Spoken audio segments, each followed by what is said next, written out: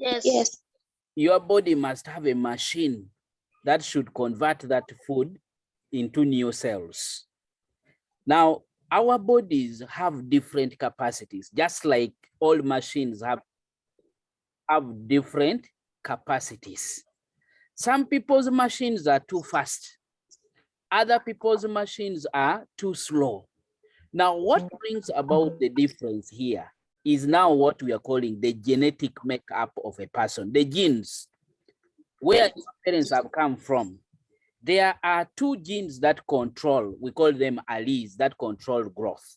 There is that one which controls tallness, and then there's another one which controls shortness.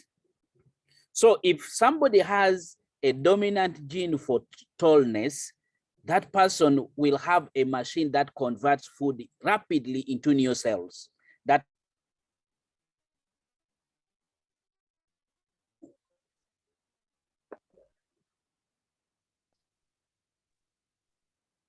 I think we had some network issue,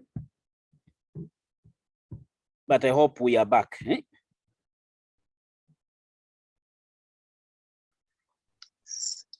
Are we okay? Yes, teacher. Of course, members, in case you are disconnected, you make sure you reconnect yourself immediately, because you know, in our country, the network is generally poor. So sometimes the network cuts you off, but don't delay. The moment it gets back, you reconnect yourself so that you don't miss. So those ones whose machine can convert this food readily into new cells will grow faster. Then those ones that have low capacity to convert the food, those ones will not grow as fast. Even if you eat a lot of food, as long as your body can't absorb and assimilate them at that particular moment, you will not grow tall like you expect. But it is common, all of us, if you don't eat that food that provides the raw materials for building new cells, you can't grow. You will have stunted growth. You need that food. It is the food which builds the cells, but then they are built using the machines of the body, which are the genes. So I was telling you, why am I saying monosaccharide? By the way, you all know in your primary, you used to talk about monocotyledon, isn't it? That mono means what? One, isn't it? Mono means what?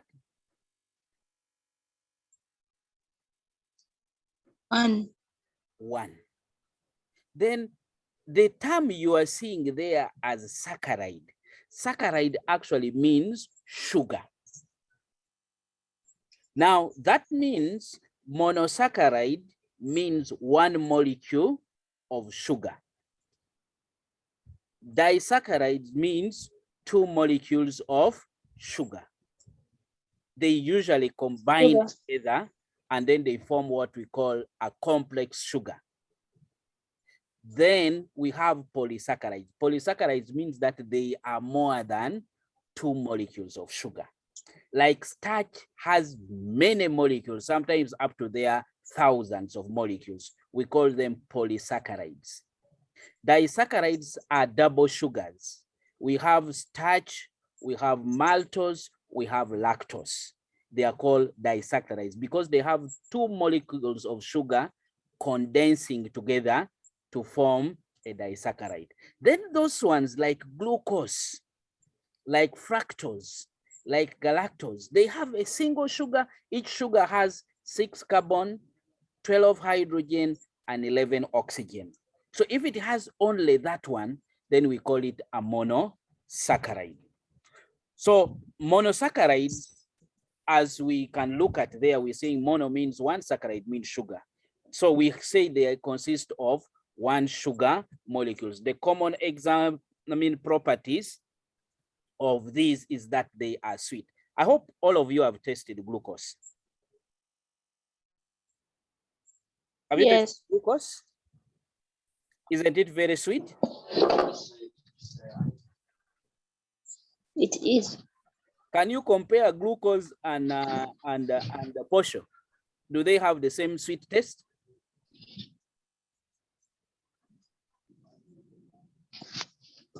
No. And yet, by the way, they are all made out of sugar molecules. One is sweet, another one is bitter. You even find another one sweetest, and then another one is completely not sweet. Now, the next thing is that, have you ever put glucose in water? Does it dissolve in water?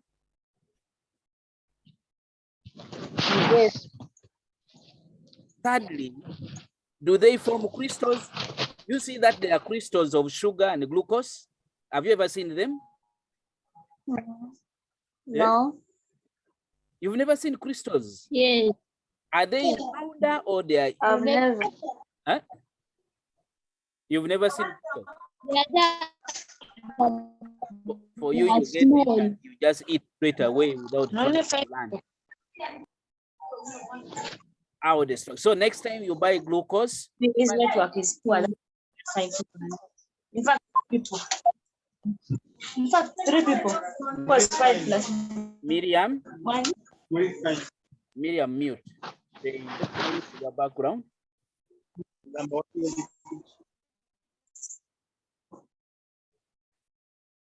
Miriam, mute. Okay, so if you are talking, you can put up your hands, then I will pick you, or at least one person talks at a time, but make sure your background is quiet enough for us to all hear. Miriam.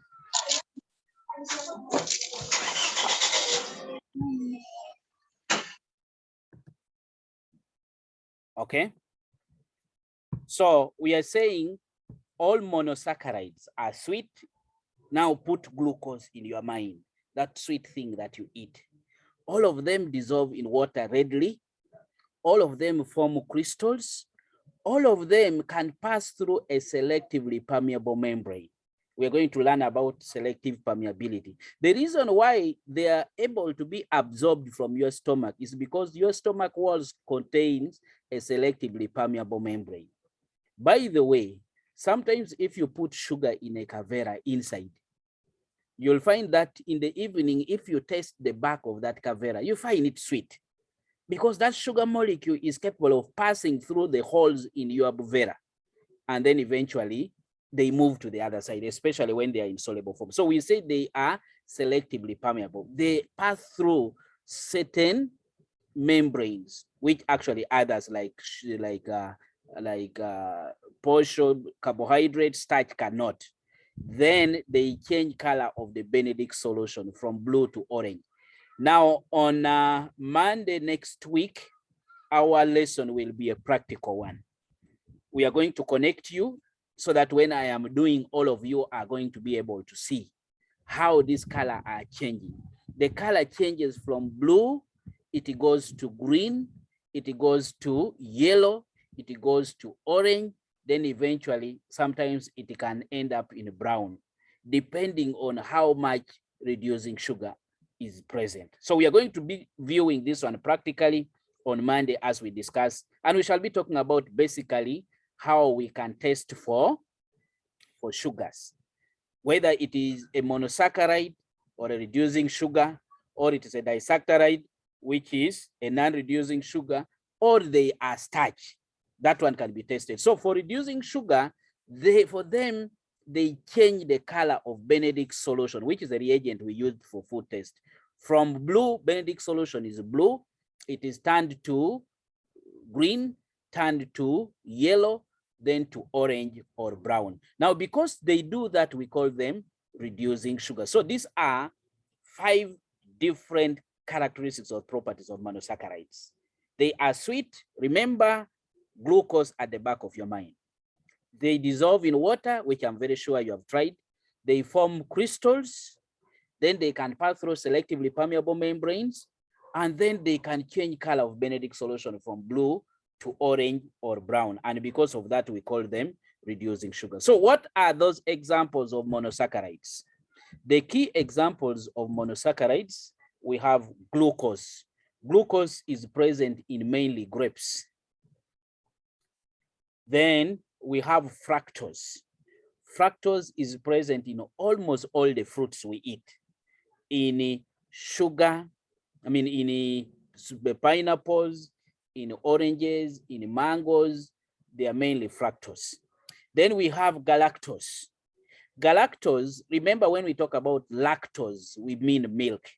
So when you find your milk very sweet, know that there is a sugar there, which is a glucose in nature. And by the way, it increases when we ferment that milk.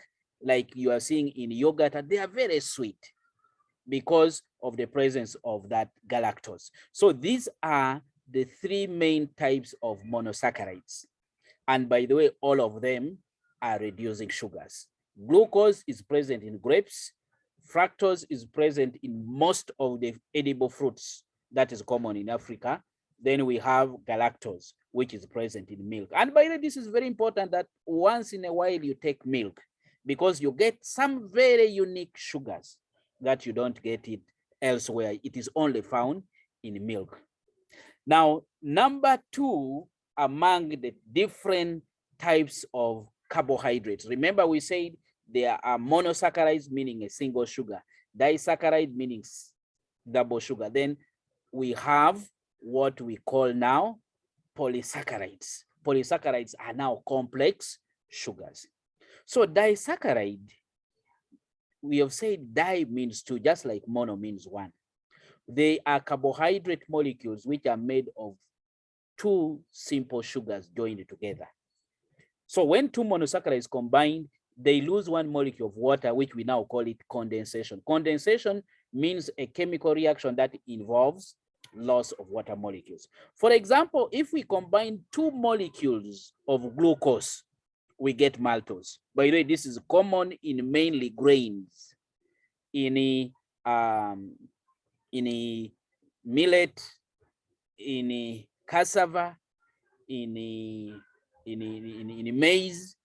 Remember, sometimes you people try to ferment these maltose and then you add there some yeast, the alcoholic drink becomes a little bit sweeter.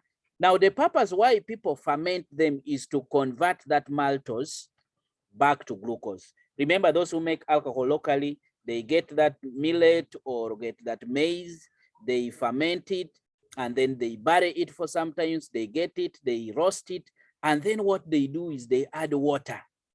The purpose of fermenting it is to allow it to, the maltose to break down in the presence of water to get the glucose. And that's why at certain stage of making alcohol, it is very sweet because now maltose is broken down to glucose. So when you combine two glucose molecules, you get maltose. When you combine glucose and galactose, remember I've told you they are disaccharides, but when you combine the three of them, the three we're talking about is glucose, fructose, and galactose. If I combine glucose and another glucose, I get maltose. If I combine glucose and galactose, I get lactose, which is actually common in milk. If I combine glucose and fructose, I get sucrose. Sucrose is the common sugar we get, and it is found mainly in cane sugar or sugar cane. They are actually a mixture of glucose and fructose. We can make this in our laboratory using these simple sugars by a condensation reaction. Now, the disaccharides now have the following properties. I hope all of you can attest to this. Between the sugar we put in our tea and glucose, which one is the sweetest? Is glucose sweeter than the other sugar?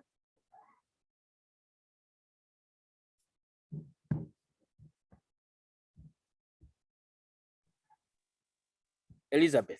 No. Between the Beg sugar, your pardon. between the sugar we put in our No. tea and glucose, which one is the sweetest? Sugar. Huh?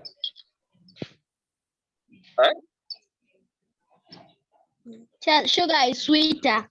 Sugar is sweeter. Yeah. Yes, because it is disaccharide.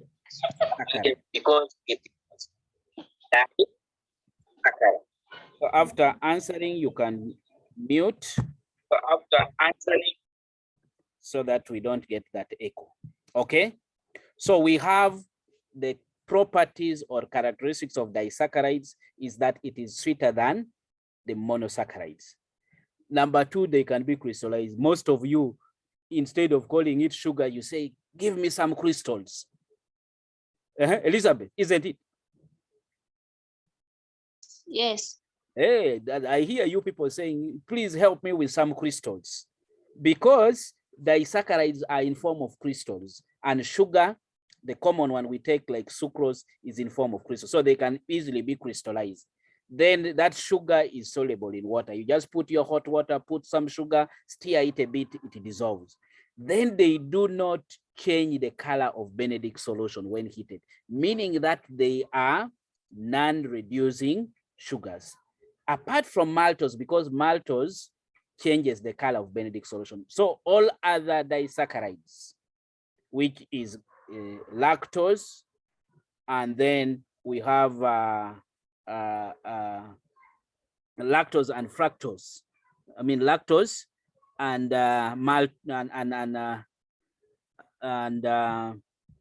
we have lactose and sucrose. All of them do not change the color of Benedict solution, and therefore they are called non-reducing sugars. Then they can actually be broken down by simple sugars by dilute mineral acids and enzymes. Because of that, before we take our food into the body, usually enzymes digest or breaks down or hydrolyzes these double sugars into simple sugars. Because these large sugars cannot pass through our cell walls, you need the simplest one to pass through the cell walls, and therefore we do what we call digestion, which results into breakdown of complex sugars or double sugars into simple sugars. Acids can do that, enzymes can do that, and our bodies have a lot of enzymes in the body. Can I have a question so far where we have reached?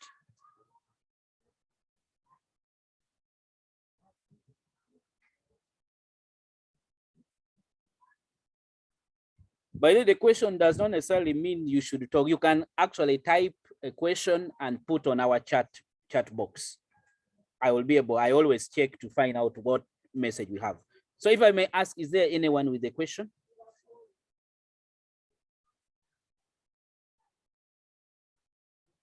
Who is using Techno F1? Sometimes I want to know you.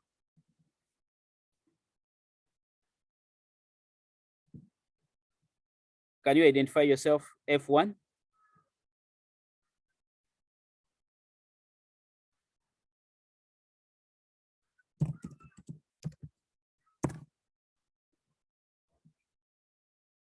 Is that Lynette?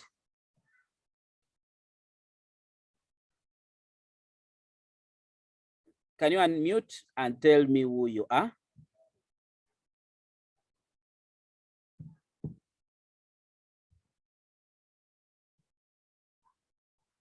It's me. It is you. Okay. I was wondering who is going. For the purpose of trying to know you, because it is better for me to know those who are in the house, so that we can. So if there is no question, I think we can continue.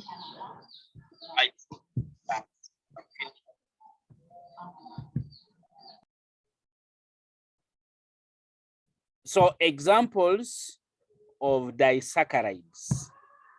We have sucrose. I've told you sucrose is present in cane sugar. We have maltose, which is present in germinating seeds. That's why people usually ferment.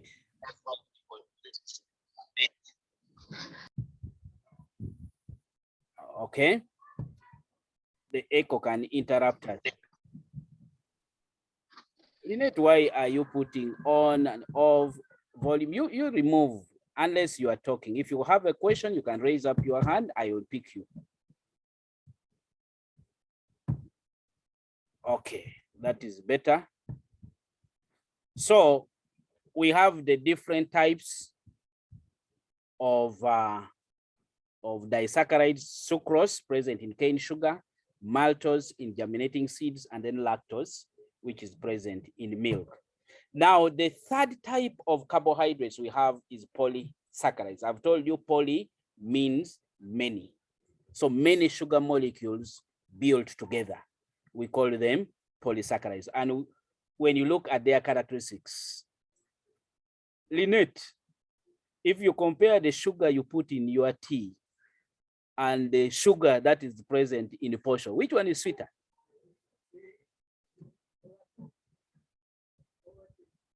Chapati. Do you know that portion is made of sugar?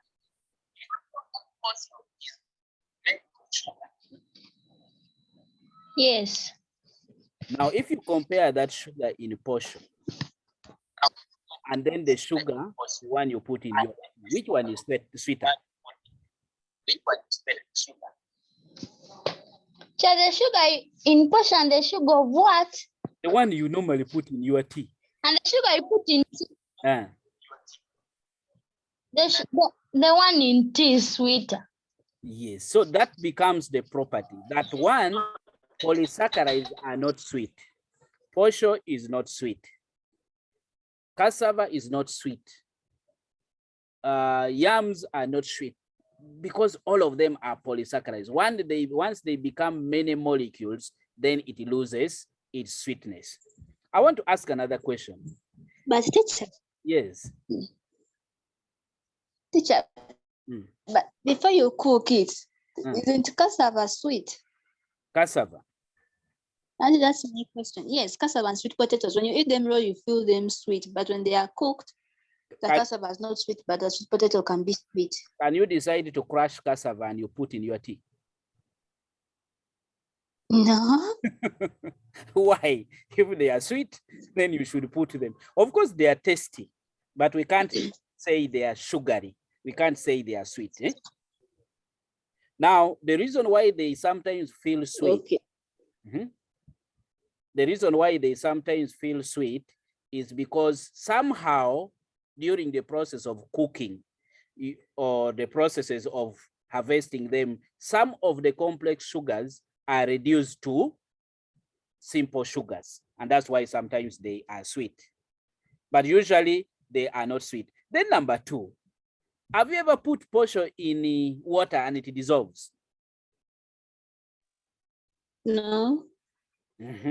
That means that complex sugars or polysaccharides do not dissolve in water. When you take your cassava for grinding, do you feel that they form crystals or they are just in form of powder?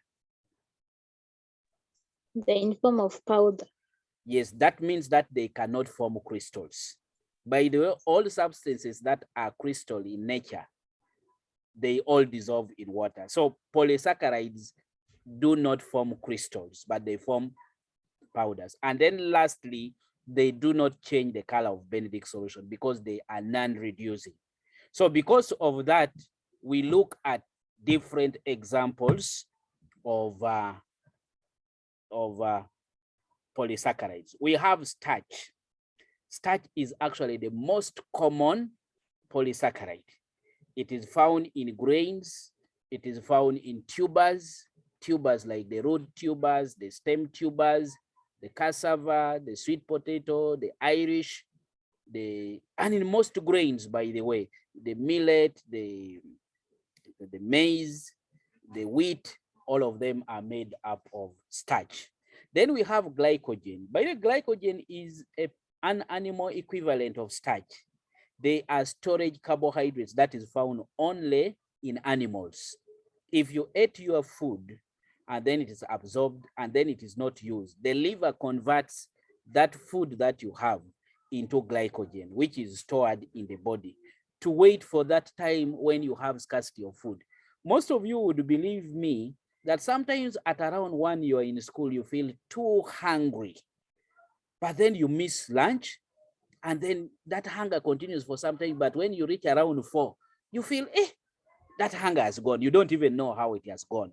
It is because your body has this glycogen.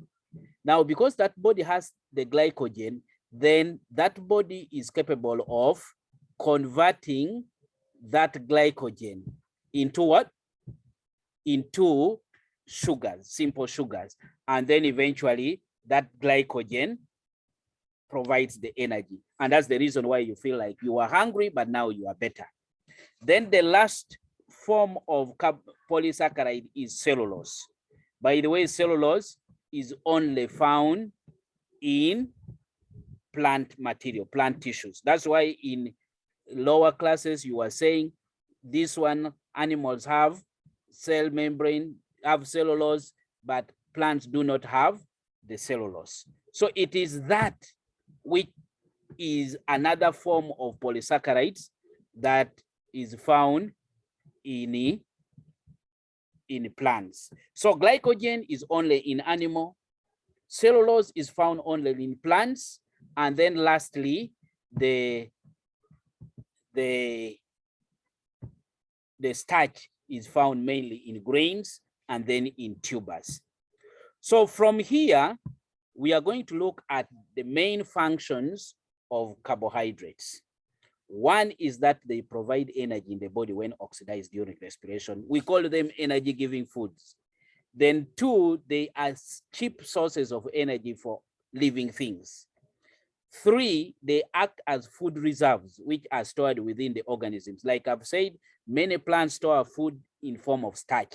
When you find yourself going to the garden to actually get cassava, that food is not yours. That food is stored for that plant to use it later when food becomes scarce. Then in animals, we normally store them in form of glycogen, like I've explained. Then they are also very important components of body structures. Like cellulose is a component of cell walls. Then the chitin, which is also another form of carbohydrate, they form exoskeletons in birds, in insects and arthropods. Then in mammalian blood, there's what we call the heparin, which actually forms the anti-clotting, anticoagulant, prevents blood from clotting when it is in the body. Then number 5 is that they are very important for commercial values, that they provide raw material for manufacture of various products. Like cellulose is a raw material in manufacture of paper and textiles. Of course, starch is a raw material in the making of alcohol and alcoholic drinks. So they have many uses.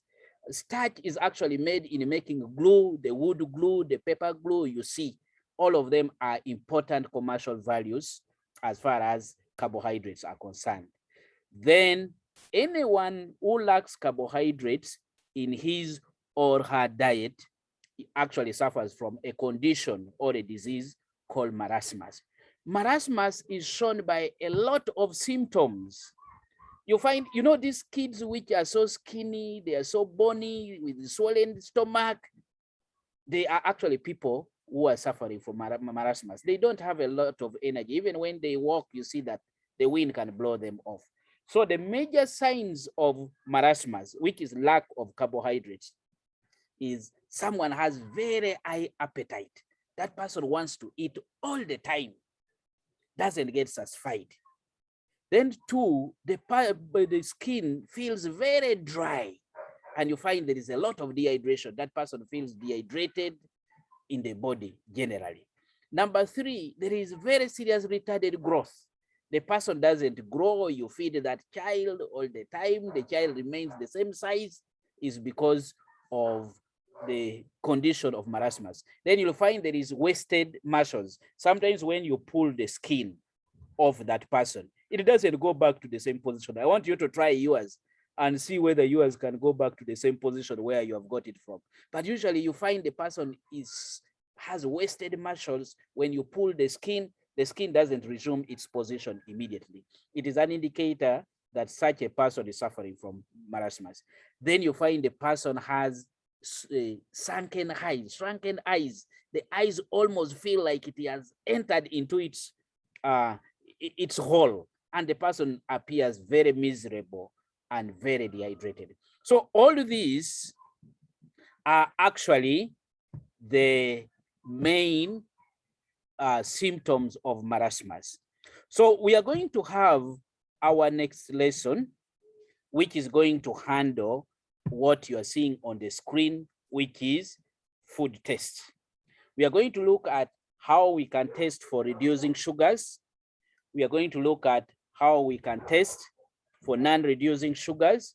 We are going to look at how we can test for starch. We are going to look at how we can test for proteins. And then we shall look at how we can test for vitamin C. And then we shall also look at how we can test for fats and lipids. All of these will come in our next lesson, which is going to be on Monday. And remember, I have told you that Monday lesson is a practical lesson. So please don't miss. And most of you who have not yet subscribed to what we are doing, or those who have not paid, please encourage them, because these lessons are going on. The time is not the normal time, and therefore we need to continue learning. The schools have been closed, but of course not learning. Learning should continue, and then eventually we shall be able to return back to school. But as you are staying at home, please take care of yourself. Corona is real. It is actually killing people. It is infecting both the young and then the old. Please take care of yourself. So I want to welcome 1 or 2 questions, probably before we can close.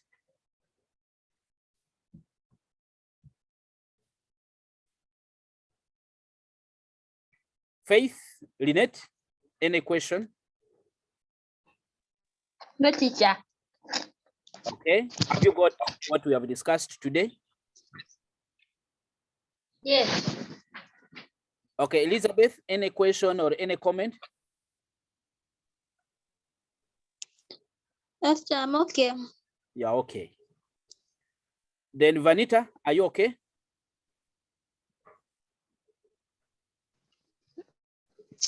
No, teacher. Eh? Teacher, Yes. teacher, there's this question I have. Yes. Why is it that, let's say, in some greens, okay, you said that there is sugar in maybe protein. Okay, greens proteins. No. But of course, Greens are vitamin. greens mainly contain vitamins.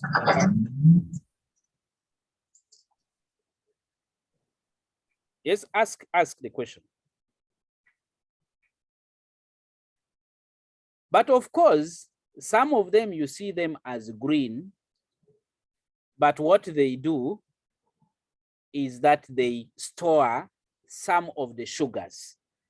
So you'll find there is a vegetable like cabbages, which stores their sugars. You may find like onions also store some sugar. So when you are eating, you are actually having a mixture of both vitamin and then sugars, which are carbohydrates.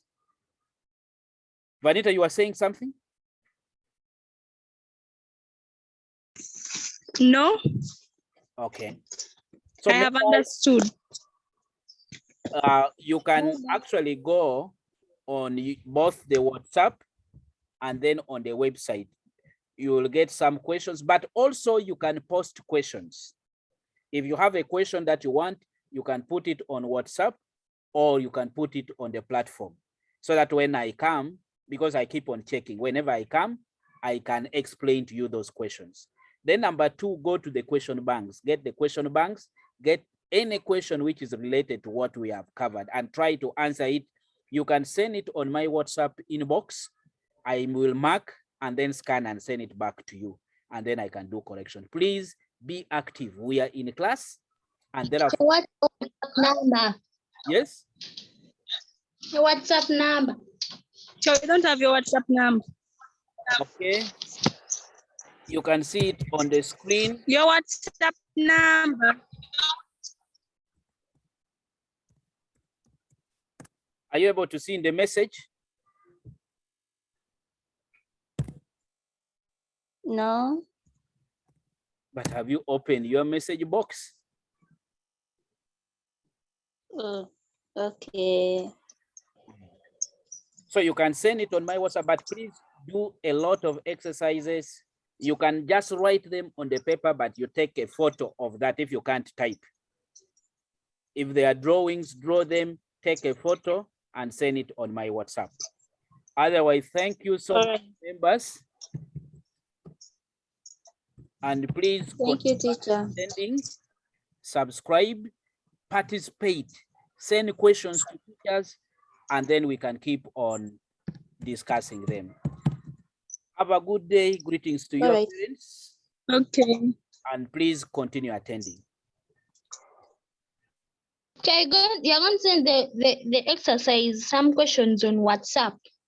I am going to send on the platform. There is where they put, you have an interactive process in your, on the platform of, so you'll find where there are tests and assignments. Resources.